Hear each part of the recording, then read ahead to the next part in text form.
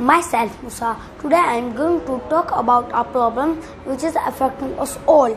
Plastic bags are widely used by people all over the world. So, there are a number of reasons to say not to plastic bags. We should avoid using plastic bags to make our environment more sustainable. Plastic bags are non-biodegradable and takes hundreds of years to decompose.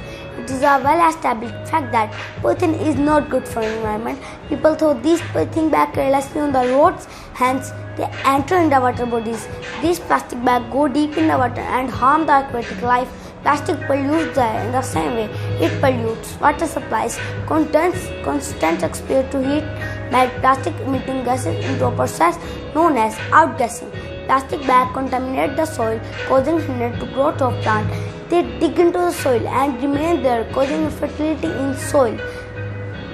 Therefore, the use of polybags should be limited as little as possible. We should make people aware about the hazardous effect of these bags and replace them with paper or cloth bags. Thank you.